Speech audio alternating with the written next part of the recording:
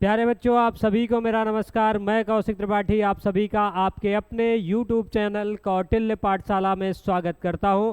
आज हम लोग बात करने जा रहे हैं क्लास 12 के फिजिक्स की, जिसके लिए हमने शुरुआत करा है एक प्रयास बैच, जिसका ये प्रयास होगा कि आप फिजिक्स के अंदर, केमिस्ट्री के अंदर लगभग 100/100 मार्क्स लेकर के आए। हमारे गाइडेंस में बहुत सारे बच्चों ने लास्ट ईयर में 97 to 98 मार्क्स स्कोर किए हैं, लेकिन इस बार का जो स्लोगन है वो ये है कि 100 से कम कबूल नहीं।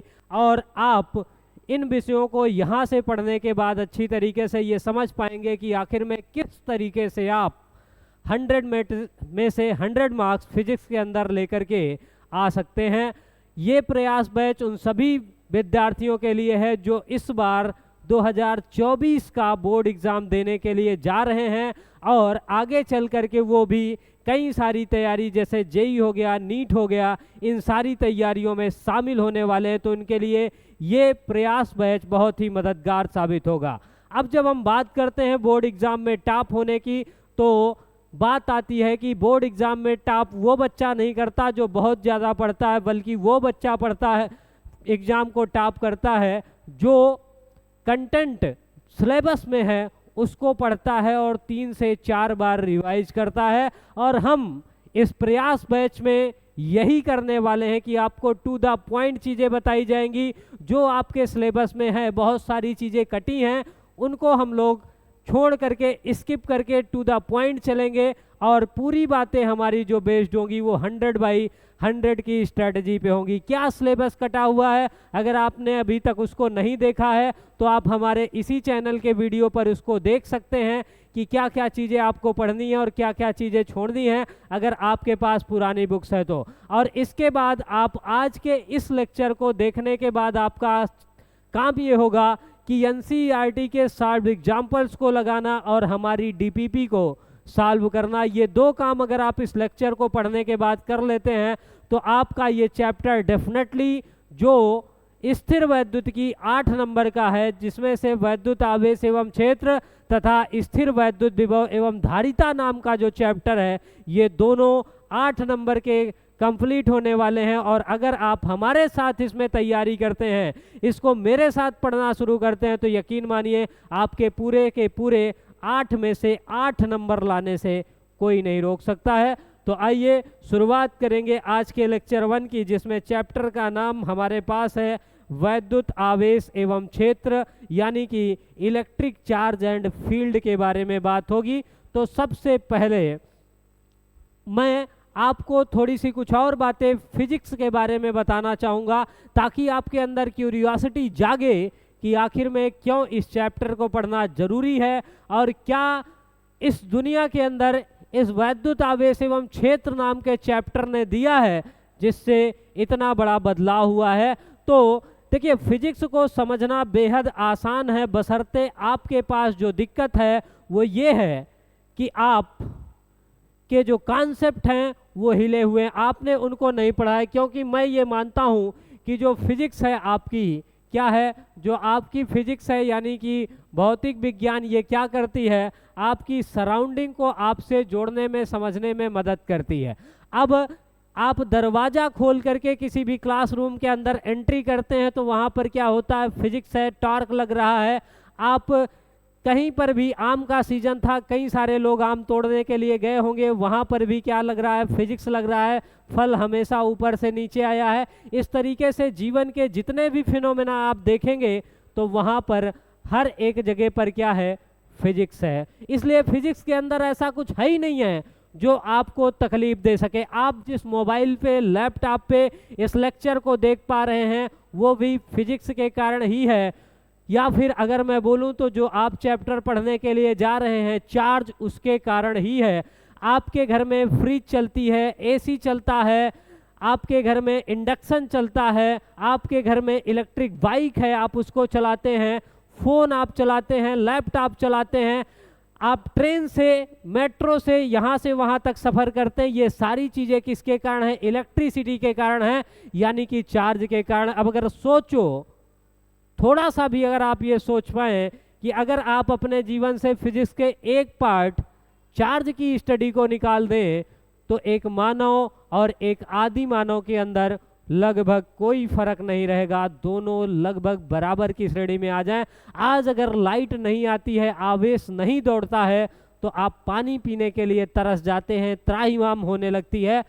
अब उसी चीज को आप पढ़ने जा रहे हैं जो आपके जीवन में इतनी बड़ी अहमियत रखता है। तो सबसे पहले हम लोग फिजिक्स के अंदर अगर देखें तो दुनिया, ये अगर आप जानते हैं तो दुनिया दो पदार्थों से मिलकर के बनी है। किससे मिलकर के बनी है? दो चीज़ों से ये हमारा जो ब्रह्मांड है ये मिलकर के बना है। अगर मैं बोलूं तो जो यूनिवर्स है वो दो चीज़ों से मिलकर के बना है। पहला नंबर हमारे पास जो है वो है आपका पदार्थ, यानी कि मैटर, पदार्थ या फिर द्रव्य या फिर मैटर, और दूसरा नंबर है हमारे पास ऊर्जा। तो सबसे पहले मैं आपसे बात करूंगा थोड़ी सी पदार्थ के बारे में। किसके बारे में? मटेरियल के बारे में, यानी कि पदार्थ के बारे में। तो आज ऊर्जा की कहानी को छोड़ करके हम लोग कहाँ पर चलते हैं? तो हम लोग चलते हैं पदार्थ पे। किस पे चलते हैं? पदार्थ पे चलते हैं। तो अगर आप देखेंगे तो जो पदार्थ है उसका एक प्रॉपर्टी है क्या?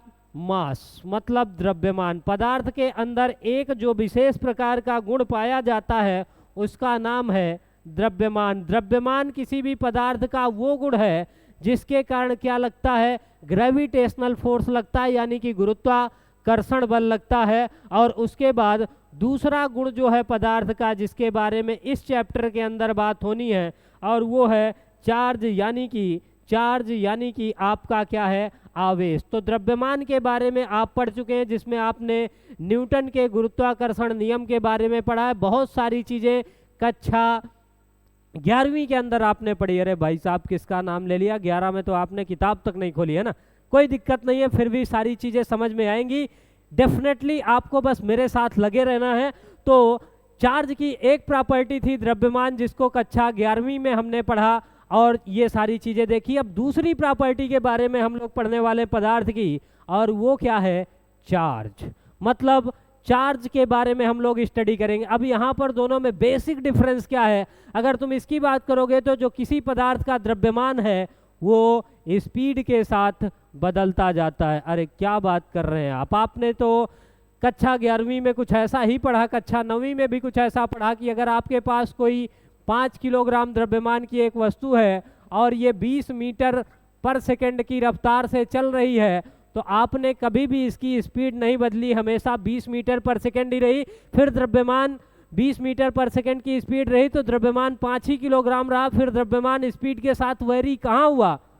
तो अब जो बात करने जा रहे हो वहाँ पर और यहाँ पर क्या डिफरेंस है? तो अगर डिफरेंस देखोगे तो आइंस्टाइन ने एक बात बताई कि किसी भी वस्तु का जो द्रव्यमान है वो स्पीड के साथ कुछ इस फार्मूले के अनुसार वेरी करता है कि m बराबर m0 1 - v²/c²। इस फार्मूले के हिसाब से क्या होगा? जो द्रव्यमान है वो वेरी करेगा, मतलब बदलेगा। अब इसका मतलब क्या है कि अभी तक जो मास है वो नहीं बदलता था। इसका रीजन ये है कि इस v की औकात, ये जो v बराबर 20 मीटर पर सेकंड है, ये जो v बराबर 20 मीटर पर सेकंड है, इस v की औकात ये वाले c के सामने, इस v की औकात इस वाले c के सामने, यानी कि प्रकाश की चाल के सामने बहुत छोटी थी। और जब बहुत बड़ी वैल्यू से हम किसी भी चीज़ में भाग दे देते हैं तो उसका मतलब है कि वो लगभग 0 ही हो जाएगा। जब 0 हो गया ये टर्म तो 1 से 0 घटाएंगे 1 ही आएगा, तो m बराबर m0 ही होगा, नहीं बदलेगा। इसलिए मेरे बच्चे, आपने द्रव्यमान को कक्षा 11वीं के अंदर क्या माना था? कांस्टेंट माना था। अब क्या है कि यहाँ पर हम जो बात करने जा रहे हैं, चार्ज मतलब एक बहुत छोटा पार्टिकल जिसकी स्पीड 10⁶ से 10⁷ मीटर पर सेकंड की हो सकती है। तो अब यहाँ पर v और c दोनों लगभग 0 नहीं होगी, ये टर्म कुछ ना कुछ घटेगा, तो द्रव्यमान क्या करेगा? वेरी करेगा। तो ये पहली बात जो कॉपी के एक कोपचे में अभी से लिख लेनी है, क्या कि द्रव्यमान बदल सकता है। किसके साथ? स्पीड के साथ। एक भ्रम जो तुमने बना करके रखा था आज वो टूटा होगा। अब जिस चार्ज की हम बात करने जा रहे हैं, ये जो सेकंड प्रॉपर्टी है जिसकी बात इस चैप्टर के अंदर होने वाली है, आखिर में ये चार्ज क्या है और हम किस तरीके से पढ़ने वाले हैं, तो सबसे पहले हमारे जो चैप्टर का नाम है वो है, मैंने अभी कहा था कि आपको स्थिर वैद्युतिकी यानी कि इलेक्ट्रोस्टैटिक्स के बारे में पढ़ना है।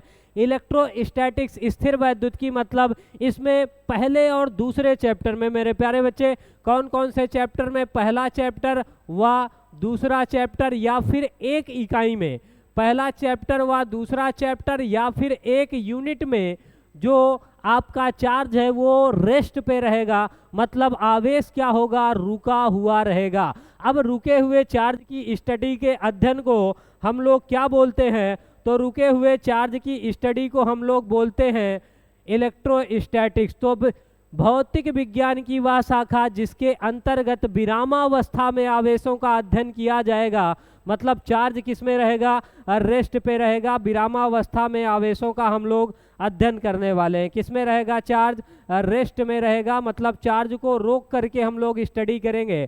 तो चार्ज एट रेस्ट रहने वाला है, विरामावस्था में हम लोग अध्ययन करेंगे। अब जब चार्ज विरामावस्था में रहेगा तो वो क्या करेगा, इलेक्ट्रिक फील्ड बनाएगा, एक दूसरे चार्ज पर फोर्स लगाएगा, इलेक्ट्रिक फ्लक्स बनाएगा, इलेक्ट्रिक पोटेंशियल बनाएगा। इस तरीके से उसकी जो प्रॉपर्टी है उसको तुम पहले और दूसरे वाले चैप्टर में पढ़ने वाले हो। सेम उसी तरीके से जैसे एक बच्चा पैदा होता है वो चारपाई पे लेटा रहेगा, अपने से कहीं जा नहीं सकता, उसके बारे में जो भी उसकी प्रॉपर्टीज है उसके बारे में अध्ययन करना है। सेम इसी तरीके से चार्ज आज ही पैदा हुआ है और वो रेस्ट पे है, चल नहीं सकता है, अब उसके बारे में हम लोग सारी स्टडी करने वाले। अरे चार्ज आज नहीं पैदा हुआ, 2600 साल पहले, अभी बताता हूँ।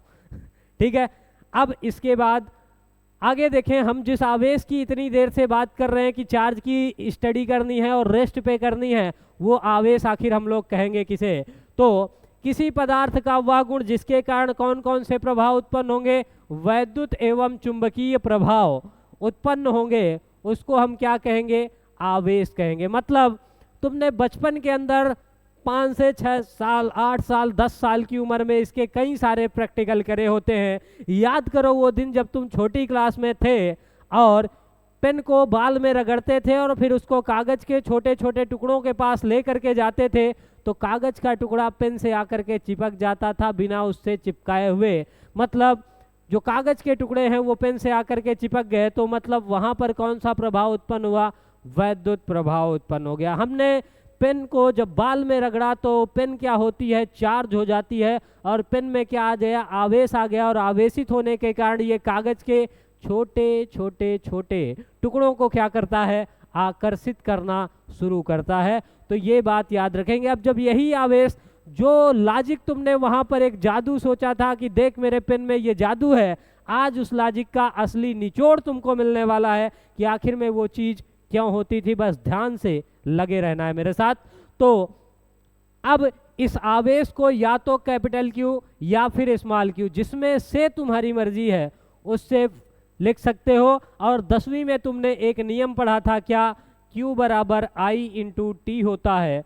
तो मतलब, तो क्या मतलब, तो मतलब ये है मेरे प्यारे बच्चे कि Q बराबर अगर I इंटू टी हुआ, Q बराबर अगर I इंटू टी हुआ, तो आप क्या करेंगे, इसका मात्रक अगर लिखना हो तो क्या लिखेंगे, धारा का मात्रक एम्पियर, टाइम का मात्रक सेकंड।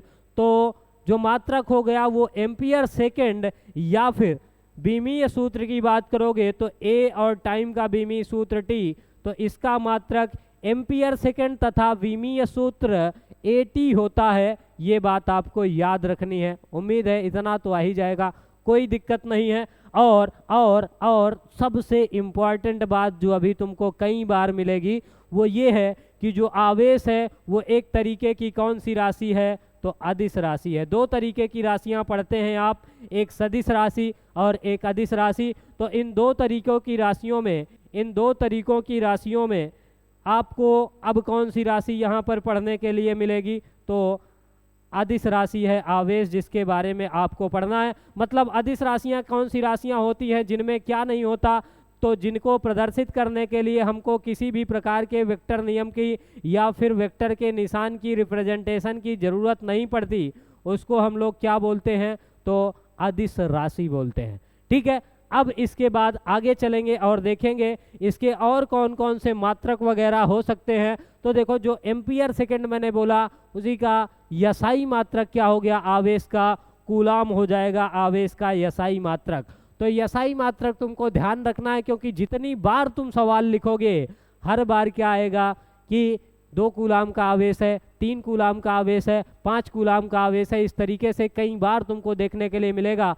तो इसको ध्यान में रखना है। और इस कूलाम को हम लोग कैपिटल C से प्रदर्शित कर लेंगे। किससे? तो कैपिटल C से। इसके CGS यूनिट की बात करेंगे तो है ESU यानी कि इलेक्ट्रोस्टैट यूनिट, ठीक है ना। और एक ESU में होता कितना है, तो अगर ये तिरछा कोनी आपको दिख रहा है तो इसको अगर मैं सही सही बनाऊं तो 1/3 इंटू 10⁹ कूलाम के बराबर क्या होगा, एक इलेक्ट्रोस्टैटिक यूनिट।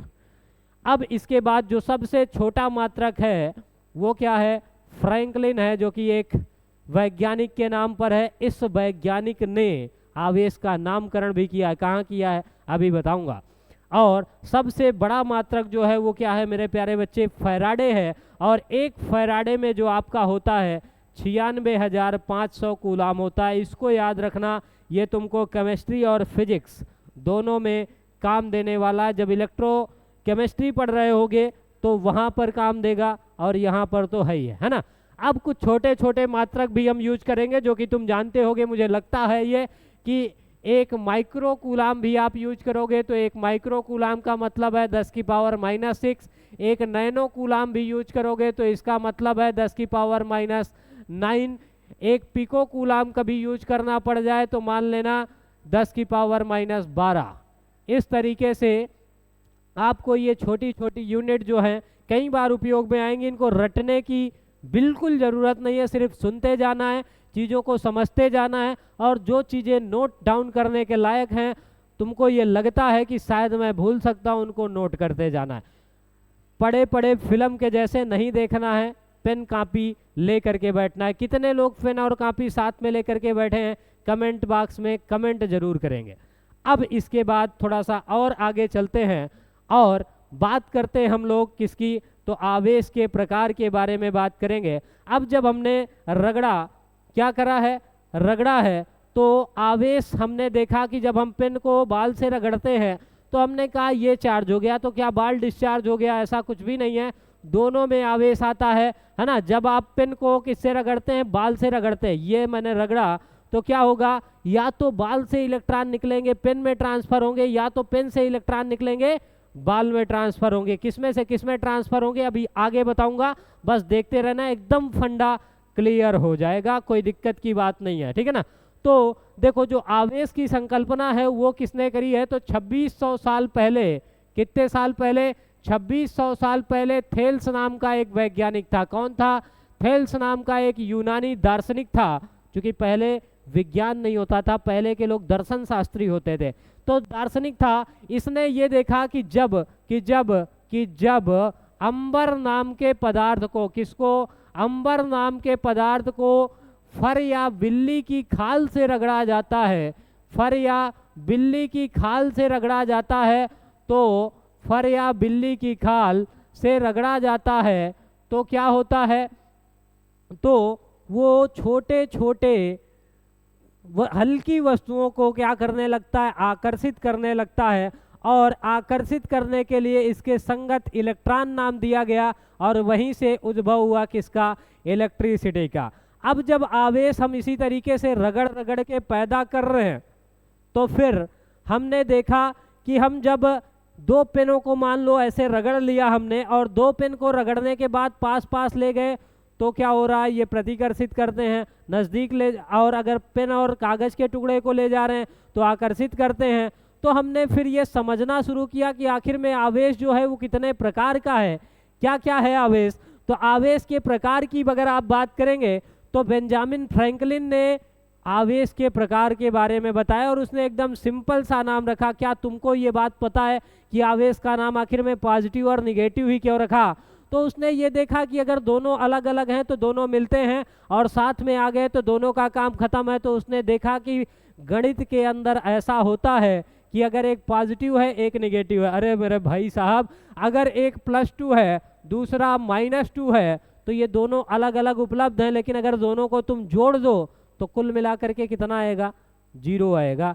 तो उसने इसी हिसाब से आवेश का सीधा सीधा नाम ही रख दिया। एक धनात्मक आवेश और एक ऋणात्मक आवेश की दोनों अलग अलग हैं, तो दोनों उपस्थित हैं और दोनों को साथ में जोड़ दिया तो मामला क्या हो गया, 0 हो गया। तो दो तरीके का आवेश हो गया अपने पास, एक को दिखाएंगे पॉजिटिव चार्ज और दूसरे को दिखाएंगे नेगेटिव चार्ज। दो तरीके का आवेश, नाम किसने दिया, बेंजामिन फ्रैंकलिन ने, ठीक है ना। अब बात करते हैं किसके बारे में, तो अब बात होगी अपने पास इसके थोड़े से गुणों के बारे में बात होने वाली। इसके गुण के बारे में अगर तुम बात करोगे तो सबसे पहला जो गुण है, मैंने ये कहा कि जो आवेश है वो किस तरीके से उत्पन्न होता है रगड़ने के बाद। थोड़ा सा अगर मैं तुमको और थोड़ी सी फील दिलाऊं तो एक चीज़ और दिखा देता हूं, तो तुमको और क्लियर कट समझ में आ जाएगा कि आखिर में हमने रगड़ने की बात करी ही क्यों है।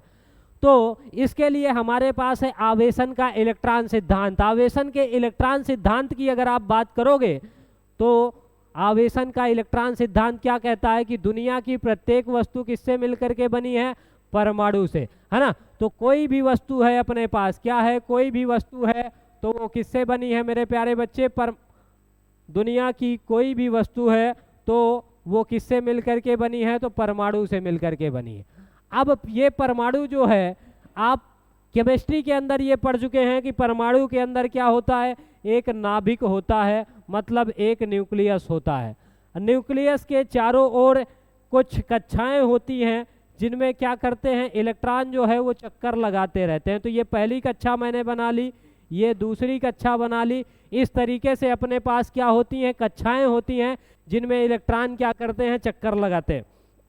अब न्यूक्लियस में कौन कौन होता है, तो न्यूक्लियस की अगर आप बात करोगे तो न्यूक्लियस में हमारे पास होते हैं प्रोटॉन और न्यूट्रॉन। कौन कौन होता है, तो प्रोटॉन हो गया और न्यूट्रॉन हो गया। ये दोनों कहाँ पर होते हैं, नाभिक के अंदर होते हैं।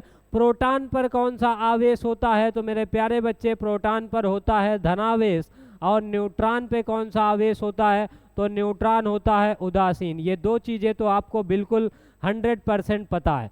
अब इसके बाद इलेक्ट्रॉन जो है वो बाहर की कक्षा में चक्कर लगाते रहते हैं। तो ये पहली कक्षा है और इसमें हमने 2 इलेक्ट्रॉन से चक्कर लगवा दी, और ये दूसरी कक्षा है जिसमें भी कुछ इलेक्ट्रॉन इस तरीके से चक्कर लगाते रहते हैं, है ना। तो इस तरीके से बाहर की कक्षाओं में इलेक्ट्रॉन चक्कर लगाते रहते हैं। अब जब हम रगड़ते हैं तो क्या होता है, इलेक्ट्रॉन क्या पाता है, एनर्जी पाता है। इलेक्ट्रॉन क्या पाता है, एनर्जी पाता है। अरे मान लो कोई तुम्हारे यहाँ एक लड़का है जो मुंबई जाना चाहता है अभी, लेकिन उसके पास 200 रुपये हैं और मुंबई जाने के लिए 1000 रुपये चाहिए, तो वो कभी मुंबई नहीं जा पाएगा। लेकिन जिस दिन उसको किसी से भी पैसा मिल गया और कैसे भी मिल गया, तो उसकी एनर्जी उसको मिल गई जो वहाँ तक पहुँचाने वाली थी। सेम इसी तरीके से इलेक्ट्रॉन के साथ भी है कि ये एनर्जी गेन करता है तो क्या करता है, बाहर निकल जाता है। अब मान लो ये वाला इलेक्ट्रॉन इसको छोड़ करके चला गया। जब हम रगड़ रहे थे तो इलेक्ट्रॉन छोड़ करके चला गया इस वाली बॉडी में जो कि पहले से क्या थी, उदासीन। अब क्या हुआ, इसमें ये वाला इलेक्ट्रॉन निकल करके आ करके अपना घर बना लिया, बैठ गया। इलेक्ट्रॉन पे कौन सा चार्ज होता है, तो इलेक्ट्रॉन के चार्ज की अगर आप बात करोगे तो जैसे इसमें धनावेश है, ये उदासीन है, सेम उसी तरीके से इलेक्ट्रॉन में कौन सा आवेश होता है, तो ऋणावेश होता है। अब बताओ, जब इलेक्ट्रॉन ट्रांसफर हुआ तो क्या हुआ, इलेक्ट्रॉन के ट्रांसफर होने से इस वाले के ऋणावेश में तो कमी आ गई, क्योंकि ये इलेक्ट्रॉन चला गया तो मतलब ऋण वाला कम हो गया। अब जब उदासीन होती है कोई बॉडी, क्या होती है, कोई भी बॉडी अपने पास अगर उदासीन होती है तो उसका मतलब उसमें जितने भी प्रोटॉन हैं उतने ही क्या हैं, जितने प्रोटॉन हैं उतने ही क्या हैं, उतने ही इलेक्ट्रॉन हैं। लेकिन अब की बार के केस में क्या हुआ कि इस बॉडी से एक इलेक्ट्रॉन निकल गया तो इलेक्ट्रॉन कम प्रोटॉन ज़्यादा। अब इलेक्ट्रॉन कम हुआ और प्रोटॉन ज़्यादा हुआ, तो इसका मतलब है कि इस बॉडी में प्रोटॉन ज़्यादा मतलब धनावेश ज़्यादा, यानी कि इस बॉडी में क्या आएगा, धनावेश आ जाएगा। और जिसमें ये इलेक्ट्रॉन चला गया उसमें कौन सा आ जाएगा, ऋणावेश आ जाएगा। अरे तुम एकदम कन्फर्मली सोचो कि इलेक्ट्रॉन के निकलने का मतलब है कि उस बॉडी के इलेक्ट्रॉन उसको छोड़ करके चले गए हैं, और इलेक्ट्रॉन के छोड़ के जाने का मतलब सेम वही है जो तुम्हारे जीवन में है। जैसे तुम्हारी गर्लफ्रेंड अगर तुमको छोड़ करके चली गई तो तुम पॉजिटिव बनोगे कि नहीं बनोगे? जो तुम्हारा रिचार्ज का पैसा था बचेगा कि नहीं बचेगा? बिल्कुल बचेगा। तुम धनी आदमी बनोगे कि नहीं बनोगे? बिल्कुल बनोगे। तो सेम उसी तरीके से इसके इलेक्ट्रॉन छोड़ करके चले गए तो जिस बॉडी से इलेक्ट्रॉन निकल जाएगा उस बॉडी पे कौन सा चार्ज आएगा? पॉजिटिव चार्ज आएगा। बिल्कुल सही बोला। अब जिस बॉडी में इलेक्ट्रॉन जाएगा, अब तुम्हारी वाली तुमको छोड़ करके किसी और के साथ चली गई तो अब वो रिचार्ज करवाएगा कि नहीं करवाएगा? अरे भाई साहब करवाएगा, बिल्कुल करवाएगा। अगर नहीं करवाएगा तो फिर तीसरा भी रेडी है ना? तो अब जिसके साथ वो गई है तो इसका मतलब ये है कि उसका पास ऋणावेश आ गया है। अब तो उसको कर्जा लेना ही है, दूसरे से ले करके देना है। तो इलेक्ट्रॉन के चले जाने का मतलब है पॉजिटिव चार्ज और इलेक्ट्रॉन के आ जाने का मतलब है नेगेटिव चार्ज। इसलिए चक्कर में नहीं पड़ना, पैसा बचाना है। जीवन में पैसा सब कुछ होता है, ठीक है ना? हाँ, तो अगर किसी बॉडी में पॉजिटिव चार्ज है, क्या है? पॉजिटिव चार्ज अगर आता है मतलब धनावेश अगर आता है तो मतलब उसका क्या हुआ कि उसके इलेक्ट्रॉन उसको छोड़ करके चले गए हैं। मतलब इलेक्ट्रॉन में क्या आ गई है? कमी आ गई है। अब इलेक्ट्रॉन में कमी आने का बिल्कुल डेफिनेटली एक मतलब यही है कि बॉडी क्या होगी? पॉजिटिव। मैंने अभी बता दिया। दूसरा, जिस बॉडी में इलेक्ट्रॉन आया उसमें ऋण वाला ज़्यादा हो गया और धन वाला तो जितना था उतना ही है। एक ऋण वाला भी ज़्यादा हो गया तो मतलब उसमें क्या आ गया?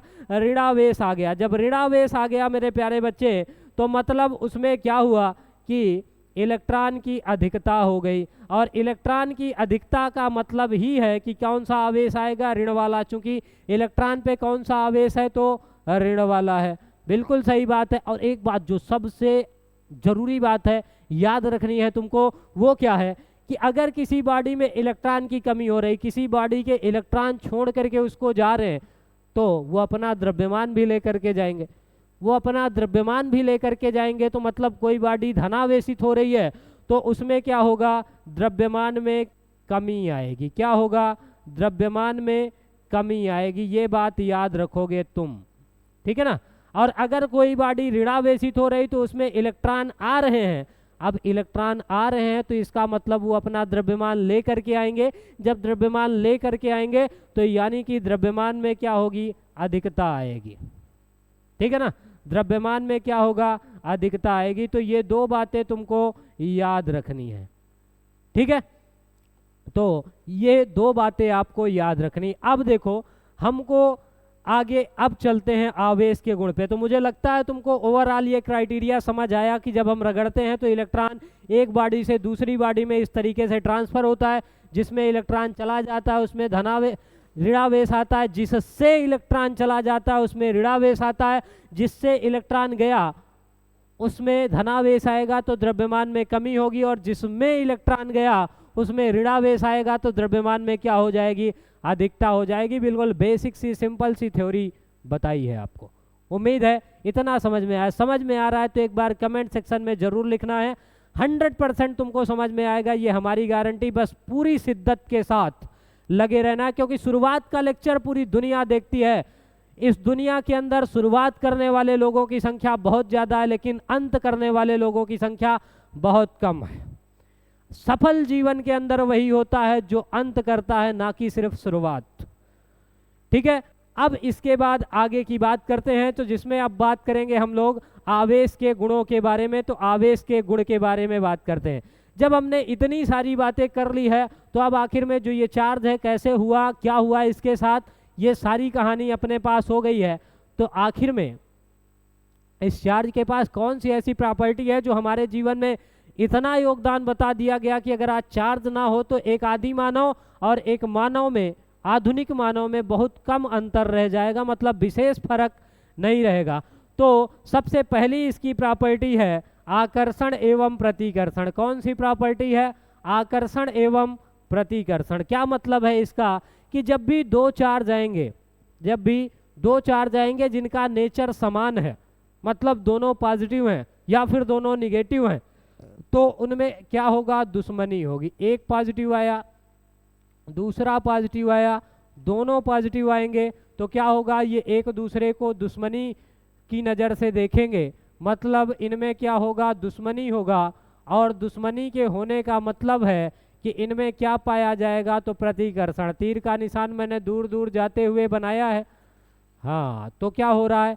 प्रतिकर्षण। कभी भी निगेटिव निगेटिव आ गए, दोनों क्या आ गए, निगेटिव निगेटिव, तो भी क्या होगा, प्रतिकर्षण ही होगा, दोनों में क्या होगी, दुश्मनी ही होगी। अब इसके बाद अगर इत्तेफाक से एक पॉजिटिव आया दूसरा निगेटिव आया, मतलब एक तुम आए एक दूसरी सुंदर कन्या आ गई, तो क्या होगा, अट्रैक्शन होगा कि नहीं होगा। अब अगर अट्रैक्शन होगा तो मतलब एक पॉजिटिव चार्ज, मतलब एक हमारे पास क्या है, पॉजिटिव चार्ज, एक हमारे पास क्या है, पॉजिटिव चार्ज, और दूसरा हमारे पास कौन सा चार्ज है, निगेटिव चार्ज, ठीक है ना। एक पॉजिटिव है दूसरा निगेटिव है, एक पॉजिटिव चार्ज है और दूसरा निगेटिव चार्ज है, सॉरी एक सेकेंड, इसको भी अट्रैक्शन अभी से हो रहा है, ये गुंजिट करके बन रहा है, सिकुड़ जा रहा है। तो इसमें क्या होगा, आपस में आकर्षण होगा, मतलब क्या होगा, दुश्मनी की जगह पे अब क्या शुरुआत होगी, प्यार की शुरुआत होगी। और हमारे पास इसका मतलब क्या है, प्यार का मतलब है एक दूसरे में क्या हो रहा है, आकर्षण हो रहा है। ये बात आपको याद रखनी, ठीक है ना। तो समान में क्या होगा, प्रतिकर्षण होगा, विपरीत में क्या होगा, प्यार होगा। अब इसके बाद सेकंड जो हमारे पास लाइन लिखी गई है वो है आवेशों की योज्यता। तो मैंने पहले ही तुमको बताया था एक बात, क्या बताई थी कि आवेश एक अदिश राशि, बताया था कि नहीं बताया था। अब अदिशों को जोड़ने के लिए कोई बहुत बड़े नियम की आवश्यकता नहीं है। इसमें आवेश की योज्यता में हम किसका उपयोग करेंगे, तो साधारण बीजगणित के नियम, है ना, मतलब सिंपल अलजेब्रा लगाएंगे। साधारण बीजगणित के नियम के लिए साधारण बीजगणित के नियम का उपयोग कर लेंगे, किसके, आवेश की योज्यता के लिए, है ना। मतलब आवेशों को जोड़ने के लिए साधारण बीजगणित के नियमों का उपयोग किया जाता है। कैसे कैसे भाई साहब, तो बताते हैं कैसे। जैसे मान लो क्या मान लें, अरे मान लो ना, हम कह रहे हैं, क्या कह रहे हैं कि हमारे पास +3 कूलाम का चार्ज है, +2 कूलाम का चार्ज है, -5 कूलाम का चार्ज है, प्लस प्लस प्लस प्लस हमारे पास +3 कूलाम का चार्ज एक और है। इस तरीके से अब हमसे कहा कि टोटल नेट चार्ज बताओ इसमें कितना है। तो नेट चार्ज बताने के लिए हमारे पास क्या कहानी है कि सिंपल सा इसको जोड़ दे, क्या कर कि चिन्ह सहित जोड़ दे। इसमें +3 है, +2 है, -5 है और +3 है ना। 3 और 2 5 और 3 8 होगा, 8 में से 5 घटा दे तो नेट जो आवेश आएगा वो कितना हो जाएगा, 3 कूलाम मेरे बच्चे। क्या हुआ, 3 2 5 और 3 8, 8 में से माइनस वाला घटाना है।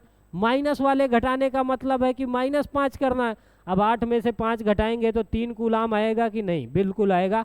तो सिंपल सा नियम किसका यूज करना है, बीजगणित का, कुछ भी एक्स्ट्रा करने की जरूरत नहीं है। बता, इतनी बात समझ में आ गई है कि नहीं आ गई, बिल्कुल आ गई है, 100% आ गई है ना। अब इसके बाद हम लोग चलेंगे आगे। ये 2 प्रॉपर्टी हो गई, तीसरे प्रॉपर्टी की बात करते हैं। इंपॉर्टेंट है, पेपर में इन दोनों में से एक ना एक छपी जाती है, तो ध्यान देना है, ठीक है।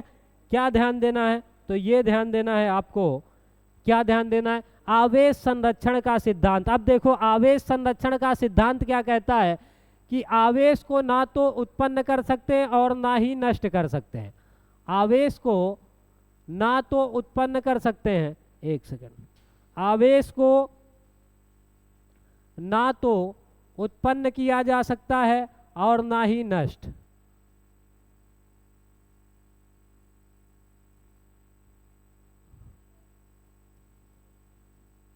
मतलब इसका एक बॉडी से दूसरी बॉडी में सिर्फ क्या कर सकते हैं, स्थानांतरण कर सकते हैं। क्या हो सकता है मेरे प्यारे बच्चों, तो स्थानांतरण हो सकता है।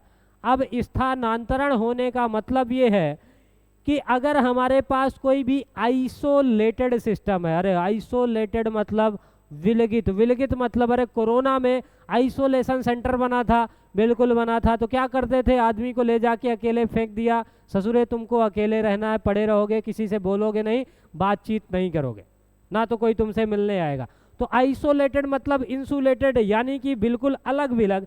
मतलब अलग विलग का क्या मतलब है, तो मतलब अलग विलग का ये है कि जैसे मान लो तुम्हारे पास ये एक +5 कूलाम का चार्ज है, ये +3 कूलाम का चार्ज है, ये -7 कूलाम का चार्ज है, ये 3 चार्ज पड़े हुए हैं और ये सिस्टम जो है वो आइसोलेटेड है, मतलब विलगित निकाय की अगर बात हो रही है, किसकी? आइसोलेटेड मतलब विलगित। तो अगर ये सिस्टम आइसोलेटेड है मतलब अलग विलग है, विलगित है, तो क्या होगा? इसका जो आवेश है वो नियत रहता है। इतनी सी बात। अरे मैंने क्या कहा? ना तो उत्पन्न होगा और ना ही नष्ट होगा। अगर अलग है तो ना तो उत्पन्न होगा ना तो नष्ट होगा, किसी के संपर्क में नहीं आना है। तो क्या है कि जितना आवेश है पहले से उतना ही आवेश बना रहेगा, मतलब किसी भी निकाय का आवेश जो है, किसी भी विलगित निकाय का आवेश जो है वो क्या होगा? संरक्षित रहता है। बस इतनी सी बात याद रखनी है आवेश संरक्षण के सिद्धांत पे, ठीक है ना। तो किसी भी विलगित निकाय का जो आवेश है वो क्या होगा मेरे प्यारे बच्चे? तो वो संरक्षित रहता है, मतलब उस बदलेगा नहीं। इतनी सी बात याद रह पाएगी। अब देखो इसका उपयोग हम कहाँ पर कर सकते हैं। तो जैसे मान लो ये 5 कूलाम का चार्ज था, ये +3 कूलाम का चार्ज था, ये -7 कूलाम का चार्ज था, है ना। अब हमसे इससे कहा कि हमने इसको पकड़ करके बढ़िया ऐसे ऐसे हिलाया, डांस नहीं कर रहा हूँ मैं, ध्यान देना। हाँ, तो ऐसे ऐसे अगर हमने हिलाया तो क्या होगा? अब मान लो हमारे पास जो अगला सिस्टम बन करके आया चार्ज के बंटवारे का, अगला सिस्टम जो बन करके आया चार्ज के बंटवारे का, उसमें जो आवेश निकल करके आए, उसमें जो आवेश निकल करके आए वो प्लस का 4 कूलाम और प्लस का 4 कूलाम, प्लस का 2 कूलाम और साथ में Q कूलाम चार्ज निकल करके आया। कौन सा आया? साथ में Q कूलाम का चार्ज निकल करके आया। हमसे पूछा कि ये सिस्टम अगर आइसोलेटेड है तो बताओ Q की वैल्यू क्या होगी? Q की वैल्यू क्या होगी? तो हम क्या करेंगे कि हमने अभी देखा अगर विलगित निकाय है, आइसोलेटेड है, तो आवेश ना तो बदलेगा ना तो नष्ट होगा ना तो उत्पन्न होगा, मतलब बदलेगा नहीं, यानी कि संरक्षित रहेगा। अब अगर इसको संरक्षित रहना है तो जितना पहले था बाद में भी उतना होना चाहिए कि नहीं होना चाहिए? अब अगर उतना ही होना चाहिए तो इधर वाला देख लो भाई, इधर वाला पहले से था प्लस का 5 कूलाम, प्लस का 3 कूलाम, माइनस का 7 कूलाम, तो बराबर होना चाहिए। इधर वाले 4 कूलाम प्लस के 2 कूलाम और प्लस के Q कूलाम के दोनों बराबर होने चाहिए। 5 3 8 में से 7 गए, इधर वो है 1 कूलाम बचा। अरे 5 और 3 8, 8 में से 7 घटाएंगे 1 बचेगा ना। 4 2 6, 4 और 2 कितना होता है? 6। इसको इधर ले आएंगे तो -6 कूलाम आएगा कि नहीं आएगा? आएगा। तो बराबर क्या बचा? Q। अब इस Q की वैल्यू 6 से 1 कूलाम को घटाएंगे तो 6 से 1 घटाएंगे तो कितना बच जाएगा? Q बराबर माइनस का 5 कूलाम चार्ज आएगा कि नहीं आएगा? बिल्कुल आएगा। बस सिर्फ जोड़ना घटाना है, फिजिक्स के अंदर यही करना है, ठीक है। तो ये था हमारे पास आवेश संरक्षण का सिद्धांत। अब देखो अभी इसमें एक हेडिंग बची है, क्वांटीकरण का सिद्धांत। इसको मैं एक पेज और ऐड करता हूँ, आपको बताता हूँ। तो हमको अब क्या पढ़ना है? तो हमको अब पढ़ना है आवेश का क्वांटीकरण सिद्धांत। इसको बहुत ध्यान से देखना मेरे बच्चे, क्योंकि ये पेपर में आ जाता है। आवेश का कौन सा सिद्धांत है? क्वांटीकरण सिद्धांत, यानी कि क्वांटाइजेशन ऑफ चार्ज के बारे में बात होगी। किसके बारे में होगी? क्वांटाइजेशन ऑफ चार्ज के बारे में बात होगी, मतलब आवेश का क्वांटीकरण सिद्धांत।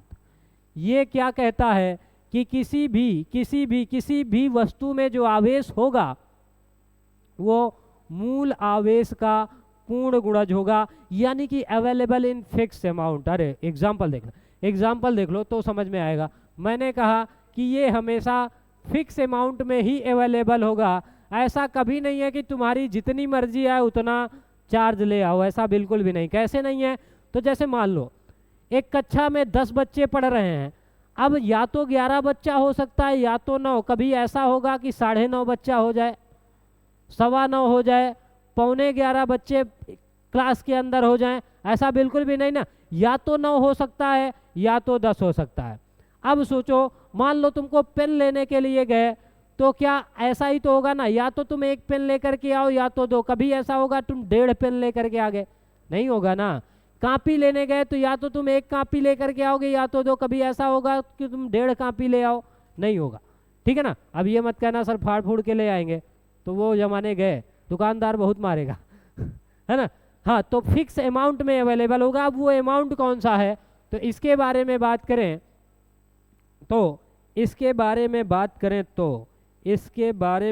करें तो हमने ये बात बोली कि किसी भी वस्तु में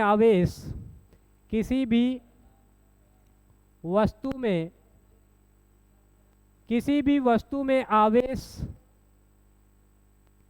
जो है वो मूल आवेश का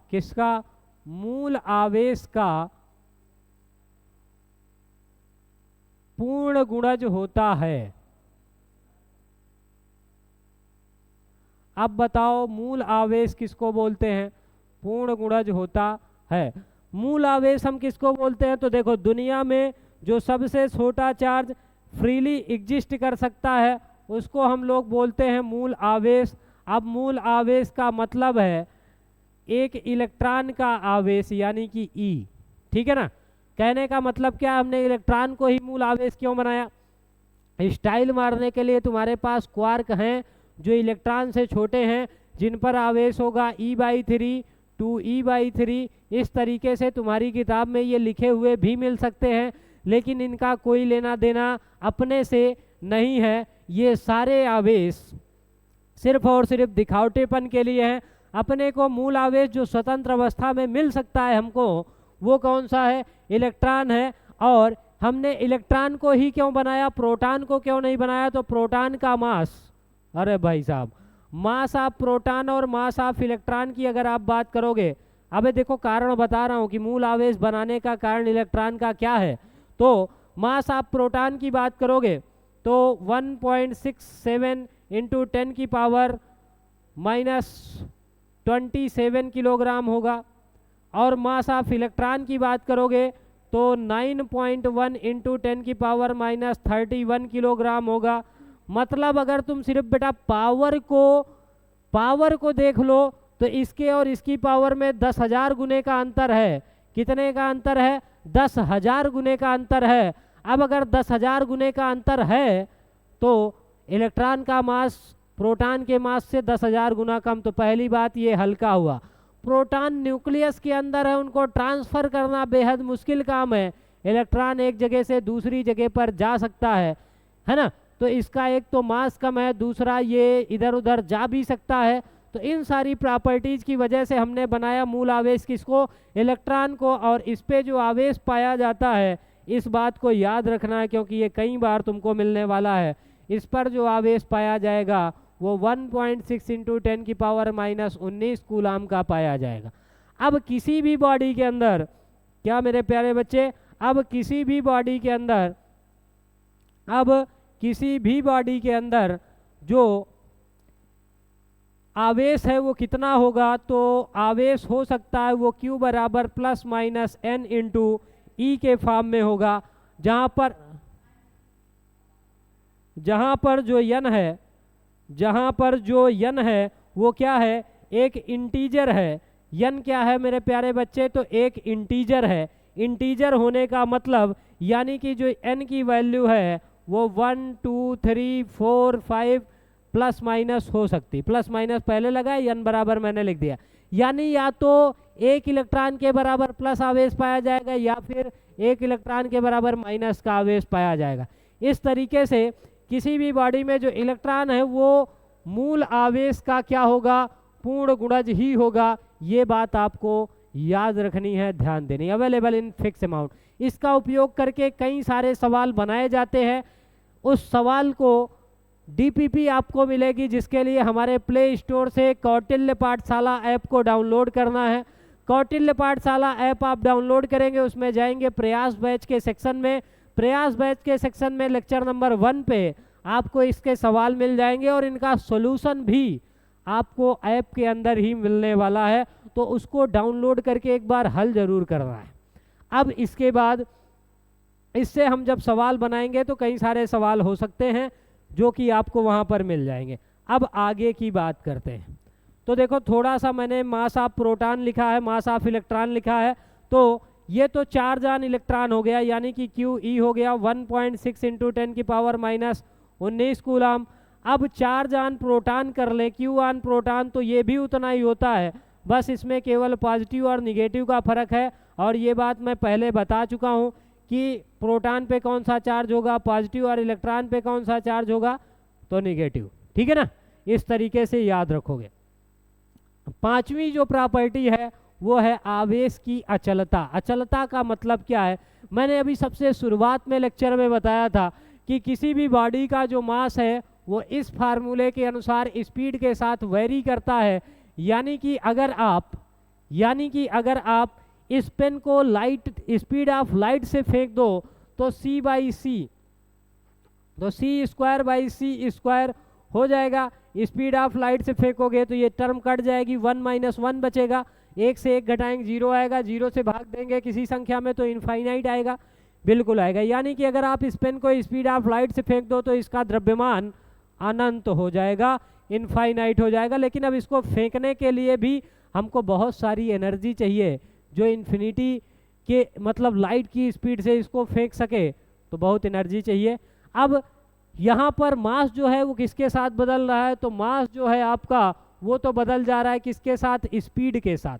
अरे भाई साहब, मास बदला, द्रव्यमान किसके साथ बदला, चाल के साथ, यानी कि स्पीड के साथ चार्ज बदल गया, द्रव्यमान बदल गया।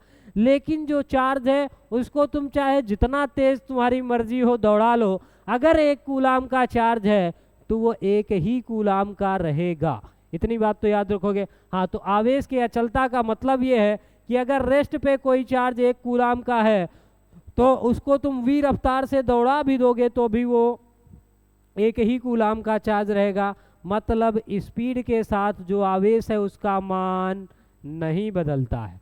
ठीक है ना मेरे प्यारे बच्चे, इतनी बात हमने कर ली किसमें, आवेश के गुण के बारे में। आवेश के गुण के बारे में 2-3 बातें हमने करी है। सबसे पहला नंबर हमारे पास था क्या, आकर्षण एवं प्रतिकर्षण। क्या था, आकर्षण एवं प्रतिकर्षण। फिर इसके बाद हमारे पास आया आवेश की योज्यता, आवेश संरक्षण का सिद्धांत, आवेश का क्वांटीकरण, और फिर इसके बाद हमारे पास आया आवेश का क्वांटीकरण और फिर आवेश की अचलता। ये 5 पॉइंट हैं जो तुमको ध्यान में रखने, याद नहीं करने, ध्यान में रखने। इसमें से क्वांटीकरण और आवेश संरक्षण का सिद्धांत, इनको 2 अगर चाहो तो याद रख सकते हो। तो ये बात हो गई। अब आगे चलते थोड़ा सा और फील मैं आपको दिलाता हूँ कि हमारे पास आवेशन की क्या है, विधियां हैं जिनसे हम आवेश को क्या करते हैं, किसी भी बॉडी को आवेशित करते हैं। कैसे आवेशित करेंगे और किसमें कौन सा चार्ज आएगा, अब वो एक्चुअल में बात होने वाली है। तो सबसे पहला हमारे पास है घर्षण द्वारा आवेशन। यानी कि मेरे पास अगर एक बॉडी है और फिर मैं एक दूसरी बॉडी लेकर के आता हूँ और इन दोनों को आपस में क्या करता हूँ, रगड़ता हूँ। ये एक बॉडी ए है, ये एक बॉडी ए है, ये एक बॉडी ए है और ये दूसरी बॉडी बी है। हमने इन दोनों को आपस में रगड़ना शुरू किया है ना, इस तरीके से रगड़ना शुरू किया। रगड़ने से क्या होता है, अगर तुम अपना हाथ रगड़ोगे तो ऊर्जा निकलेगी, एनर्जी निकलेगी। एनर्जी से क्या होगा, इलेक्ट्रॉन एनर्जी पाएगा, इलेक्ट्रॉन एनर्जी पाएगा तो एक बॉडी से दूसरी बॉडी में ट्रांसफर हो जाएगा। अब क्या होगा, मान लो इस ए से इलेक्ट्रॉन निकले और इस बी में इलेक्ट्रॉन का क्या हो गया, ट्रांसफर हो गया। ए से इलेक्ट्रॉन निकल करके बी में इलेक्ट्रॉन चला गया तो बताओ, ए में इलेक्ट्रॉन कम हो जाएगा, बी में इलेक्ट्रॉन ज़्यादा हो जाएगा। ए क्या हो जाएगी, पॉजिटिव चार्ज, बी क्या हो जाएगी, नेगेटिव चार्ज हो जाएगी। मतलब दोनों बॉडी क्या हो जाएंगी, आवेशित हो जाएंगी। ठीक है ना। तो घर्षण द्वारा आवेशन में क्या होता है कि जब एक वस्तु को दूसरी वस्तु से रगड़ते हैं तो एक वस्तु के इलेक्ट्रॉन निकल करके दूसरी वस्तु में चले जाते हैं, जिसके कारण एक बॉडी में पॉजिटिव चार्ज और दूसरी बॉडी में नेगेटिव चार्ज आ जाता है। इसे घर्षण द्वारा आवेशन कहते हैं। अब इसके लिए क्या है कि दोनों बॉडी में इलेक्ट्रॉन का ट्रांसफर हो रहा है ना, जब इलेक्ट्रॉन का ट्रांसफर हो रहा है तो मतलब बॉडी का कंडक्टर होना जरूरी है। ठीक है। अब इसके बाद जो मैं बात करने जा रहा हूँ कि किसको किससे रगड़ेंगे तो कौन सा आवेश आएगा। तुमने ये देखा होगा कि अगर तुम्हारे पास एक कंघी है, क्या है, एक कंघी है, ये मान लो मैं कंघी बना रहा हूँ, वैसे मैं बड़ा डिजाइनर नहीं हूँ लेकिन प्रयास करता हूँ बनाने का, है ना। तुम्हारे पास एक ये कंघी है, भारत देश चाइना से कंघी मंगाता है और मैं चाइनीज मास्टर हूँ नहीं, तो थोड़ा सा शायद तुमको कम ठीक कंघी दिखाई दे, है ना। कम ठीक कंघी दिखाई देने का मतलब है कि तो तुम्हारे समझने भर की तो रहेगी। ठीक है। अब हमने इसको बाल में रगड़ा कंघी को, तो क्या होगा, यहाँ पर निगेटिव चार्ज आ जाएंगे। अब क्यों निगेटिव ही आएगा इसकी भी बात करेंगे। निगेटिव चार्ज ही क्यों आएगा, तो एक साइड ही देता हूँ छोटी सी, वो याद रखना। सबसे पहले हमारे पास मान लो एक ग्लास रॉड है, फिर इसके बाद हेयर है मतलब बाल, फिर इसके बाद सिल्क है, फिर इसके बाद हमारे पास क्या है, प्लास्टिक है, और फिर इसके बाद हमारे पास क्या है, रबर है। इस तरीके से ये चीज़ें हैं। अब क्या होगा कि जो ऊपर लिखा है उसमें कौन सा चार्ज आएगा, तो पॉजिटिव, और जो नीचे लिखा है उसमें कौन सा चार्ज आएगा, निगेटिव। यानी अगर तुम सिल्क और हेयर को रब कर देते हो प्यारे बच्चे, तो हेयर में आएगा पॉजिटिव, सिल्क में आएगा निगेटिव। प्लास्टिक और हेयर को रब करते हो तो हेयर पे आएगा पॉजिटिव, प्लास्टिक पे निगेटिव। तो कंघी कौन सी थी, प्लास्टिक की। कहाँ रगड़ा, बाल में, बाल में कौन सा आएगा, पॉजिटिव, और प्लास्टिक में कौन सा आएगा, यानी कंघी में निगेटिव चार्ज। इस तरीके से आ जाएगा। अब तुम इसको कागज़ के टुकड़े के पास लेकर के जाते हो, तो इस तरीके के कागज़ के टुकड़े थोड़ी बहुत छोटे मोटे पड़े हैं। एक टुकड़े को थोड़ा सा जूम करके बना लेते हैं कि ये एक टुकड़ा हो गया। अब क्या होता है, जैसे ही तुम इसको लेकर के जाते हो किसके पास, किसके, कागज़ के टुकड़े के पास, तो क्या होगा, ये निगेटिव चार्ज है और इस कागज़ के टुकड़े में उदासीन है, कोई चार्ज नहीं है, तो मतलब इसके पास पॉजिटिव भी हैं और निगेटिव भी हैं। तो ये पॉजिटिव वाले जो चार्ज हैं वो थोड़ा सा कागज़ कंघी के सरफेस की ओर खिसक आते हैं। खिसक आने का मतलब ये नहीं कि पॉजिटिव चार्ज निकले बाहर चले आए, नहीं, निगेटिव थोड़ा सा दूर चले जाते हैं। निगेटिव जितना दूर जा सकते हैं उतना दूर चलेगा। अब क्या होगा कि इनके बीच में क्या होगा, आकर्षण बल लगेगा। अभी बताया था ना, विपरीत आवेश में क्या होगा, आकर्षण बल लगेगा। तो आकर्षण बल लगने के कारण ये कागज़ का टुकड़ा क्या होता है, उड़ जाता है। सेम इसी तरीके से जब तुम किसी कार में काफ़ी देर तक बैठे रहते हो तो रगड़ रगड़ के तुम्हारी बॉडी क्या हो जाती है, सीट के साथ चार्ज हो जाती है। और जैसे ही तुम दरवाज़ा खोलने के लिए हैंडल पकड़ते हो, वो मेटल का हैंडल होता है, तो तुम्हारा चार्ज फ्लो हो जाता है और झटका लगता है ना। ऐसी बहुत सारी चीज़ें आप देखते हैं, ठीक है। तो इस तरीके से किस बॉडी पे कौन सा चार्ज आएगा और क्यों कागज़ का टुकड़ा आकर्षित करता है हमारे पेन या कंघे को रगड़ने के बाद, किसको, कागज़ को, ठीक है ना, पेन जो है। अब इसके बाद अगली जो बात करते हैं वो है चालन द्वारा आवेशन। मुझे लगता है कि ये बात तुमको समझ में आ गई होगी, तो इसको मिटा लेते हैं। इसको क्या करते हैं, इसको मिटा लेते हैं।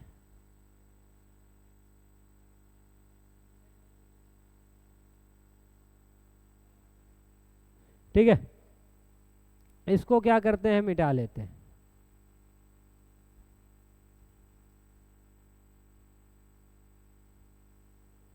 ये वाली बात समझ में आ गई। अब इसके बाद अगला नंबर आएगा चालन द्वारा आवेशन। बहुत ही सिंपल सी ये भी दी है। क्या करते हैं हम इसमें हम क्या करते हैं, तो इसके लिए एक सिंपल सा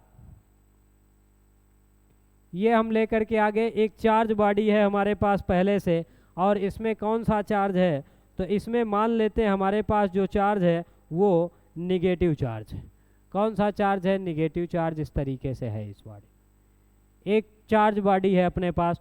दूसरी बॉडी हम लेकर के आए, कौन सी, दूसरी बॉडी हम लेकर के आए, और वो क्या है, न्यूट्रल है। क्या है, न्यूट्रल है। ये दूसरी बॉडी है जो न्यूट्रल है, मतलब उदासीन है। उदासीन होने का क्या मतलब है कि इसमें जितने पॉजिटिव हैं उतने ही क्या है, निगेटिव है। अब इसमें आवेश बहुत नज़दीक हैं, आवेश घनत्व तो क्या है, बहुत ही ज़्यादा है। तो इलेक्ट्रॉन थोड़ी सी जगह, अरे एक कमरे में 100 लोगों को भर दिया, दूसरे कमरे में 4, 6, 10, 20 लोग हैं, तो अब बताओ अगर उस कमरे से निकलने का मौका मिलता है तो दूसरे में पहुंच जाएंगे कि नहीं, 100 में से कुछ लोग। तो जैसे ही हम इसको लेकर के जाते हैं किसके पास, इसको हम लेकर के जाते हैं इस चार्ज वाली बॉडी के पास, ये ले गए, ये ले गए, ये ले गए, ये ले गए, और ये टच करा दिया। जैसे ही हमने टच कराया, तो क्या होता है, इस बॉडी से कुछ इलेक्ट्रॉन निकल करके इसमें क्या हो जाते हैं, पहुंच जाते हैं, जिसके कारण ये वाली बॉडी भी क्या हो जाती है, चार्ज हो जाती है। और इस वाली बॉडी के चार्ज होने के कारण दोनों वस्तुएं चार्ज हो गई है ना। तो इसको बोलते हैं चालन द्वारा आवेशन। यानी कि जब एक आवेशित वस्तु को किसके संपर्क में लेकर के आएंगे, तो उदासीन वस्तु के संपर्क में लेकर के आएंगे। आवेशित वस्तु को किसके संपर्क में लेकर के आएंगे? उदासीन वस्तु के संपर्क में लेकर के आएंगे। तो क्या होता है, आवेशित वस्तु से कुछ इलेक्ट्रॉन निकल करके कहाँ पहुँच जाते हैं? उदासीन वस्तु में पहुँच जाते हैं, जिसके कारण क्या होता है, उदासीन वस्तु भी चार्ज हो जाती। ये विधि किसके लिए है? तो चालक पदार्थों के लिए ही है। मतलब दोनों कंडक्टर होंगे तभी तो चार्ज का फ्लो होगा ना भाई साहब, ये बात। अगला देखते हैं। अब प्रेरण द्वारा आवेशन, ये देखिए एक घटना है जिसमें प्रेरण द्वारा आवेशन किस तरीके से होता है इसकी बात करते हैं। तो जैसे मान लो क्या, अरे मान लो ना भाई साहब, चलो मान लेते हैं हमारे पास एक चार्ज बॉडी फिर से है। ये एक चार्ज बॉडी है ना, एक चार्ज बॉडी हम लेकर के आए और इसमें कौन सा चार्ज है? तो निगेटिव चार्ज, ये निगेटिव चार्ज है। अब इसको एक न्यूट्रल बॉडी के पास लेकर के आ गए। कौन सी बॉडी के पास? तो न्यूट्रल बॉडी के पास लेकर के आ गए। जैसे ही हम इसको एक न्यूट्रल बॉडी के पास लेकर के आते हैं, ये हम इसके पास में केवल लाए, टच नहीं कराया। पिछले वाले में क्या था, टच कराया।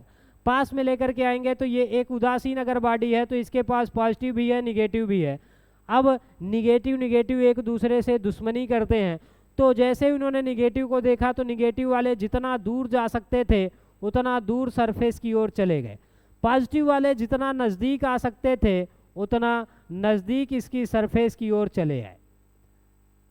अब क्या हुआ कि हमने इसको क्या करा, एक अर्थ के साथ इसकी अर्थिंग करवा दी। क्या करवा दी? इसकी अर्थिंग करवा दी। अर्थिंग जब हमने करवा दी तो ये सारे जो आवेश हैं, इलेक्ट्रॉन, ये कहाँ चले गए? अर्थ के अंदर चले गए। तो मतलब ये वाले सारे इलेक्ट्रॉन कहाँ चले गए? अर्थ में चले गए।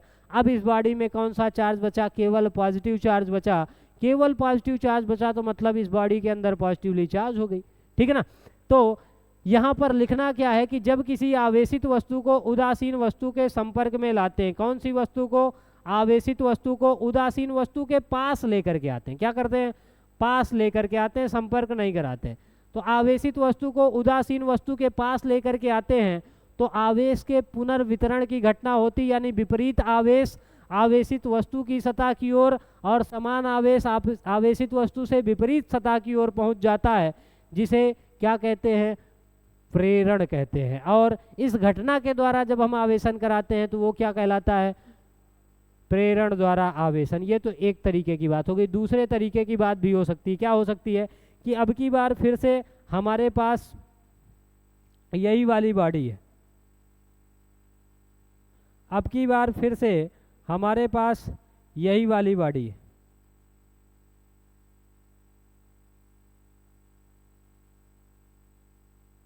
चलो कोई बात नहीं, दूसरी बनाते हैं। ये नौटंकी कर रहा है।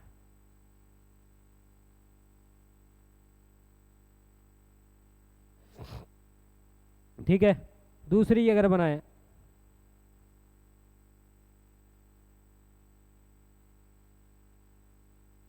दूसरी ही बना दे।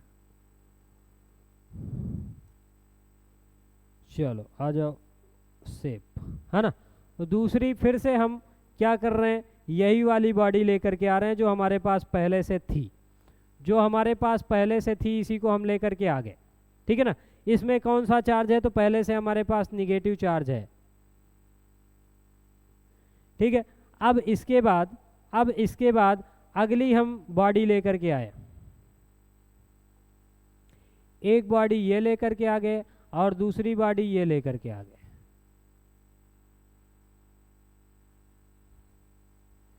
और ये दोनों बॉडी क्या है? टच। ठीक है, ये दोनों बॉडी क्या है? टच है एक दूसरे से। अब वो दोनों उदासीन बॉडी थी यानी कि न्यूट्रल। जैसे इस निगेटिव को इसके पास लेकर के आए तो इधर की तरफ क्या आ जाएगा? पॉजिटिव चार्ज आ जाएगा। और इधर की तरफ कौन सा चार्ज पहुंच जाएगा? जितना दूर जा सकता है निगेटिव चार्ज पहुंच जाएगा। अब हम क्या करेंगे कि इस वाली एक बॉडी को क्या करेंगे? उठाएंगे और इसको हम दूर लेकर के चले जाएंगे। तो अब बताओ, इस वाली बॉडी में पॉजिटिव चार्ज आ गया, इस वाली बॉडी में निगेटिव चार्ज आ गया, फिर से दोनों बॉडी क्या हो गई? चार्ज हो गई। तो इस तरीके से दोनों में विपरीत आवेश भी बराबर और विपरीत भी कर सकते हैं, सेम यहाँ पर भी। इसीलिए यहाँ पर लिखा है कि बराबर और विपरीत प्रकृति का जो आवेश है वो आपको किस में मिलता है, प्रेरण द्वारा आवेशन को देखने में। कहाँ पर मिलता है, तो प्रेरण द्वारा आवेशन को देखने में मिल जाता है। ठीक है, तो इस तरीके से ये आज की कहानी थी जिसमें आपने यहाँ से जानना शुरू किया। कहाँ से, तो यहाँ से कि हमारे पास द्रव्यमान है और आवेश है, दो तरीके का पदार्थ का गुण है, एक द्रव्यमान का एक पदार्थ का। द्रव्यमान वो गुण है जिसके कारण कौन सा था, तो ग्रेविटेशनल फोर्स लगती थी, गुरुत्वाकर्षण बल। अब चार्ज की कहानी में बात होगी, है ना। अब इसके बाद हमने स्थिर वैद्युतिकी की बात की, फिर आवेश की बात कर ली। आवेश की बात के बाद उसके मात्रकों की बात कर ली। उसके मात्रकों की बात के बाद आवेश के गुणों के बारे में हमने बात की। आवेश के गुणों में हमने 4-5 गुणों के बारे में बात की, जिसमें से ये वाला बेहद इम्पॉर्टेंट है। और फिर इसके बाद आवेश के गुण के बाद हमने बॉडी को चार्ज करने के बारे में बात की। तो इस तरीके से हमारे पास कई सारी चीज़ें हैं जो आपने अब तक में देखी हैं, है ना। तो जब आपने इस तरीके से चीज़ों को देखा तो मुझे उम्मीद है आपको ये सारी बातें बहुत ही अच्छी तरीके से समझ में आई होंगी, कोई दिक्कत आपको नहीं होगी। अब अगर कोई दिक्कत आपको नहीं है तो आप कमेंट सेक्शन में एक खूबसूरत सा कमेंट करना आपको नहीं भूलना है। आप इस चैनल को सब्सक्राइब करेंगे और अपने किसी भी दोस्त के साथ इसको शेयर ज़रूर करेंगे। साथ ही साथ ऐप को डाउनलोड करके उसकी डीपीपी को सॉल्व जरूर करेंगे और उसका सॉल्यूशन देखेंगे। तो मुझे उम्मीद है आपको ये लेक्चर काफ़ी अच्छा लगा होगा और अब हम लोग अगले लेक्चर में मिलेंगे। तब तक के लिए धन्यवाद। Happy learning.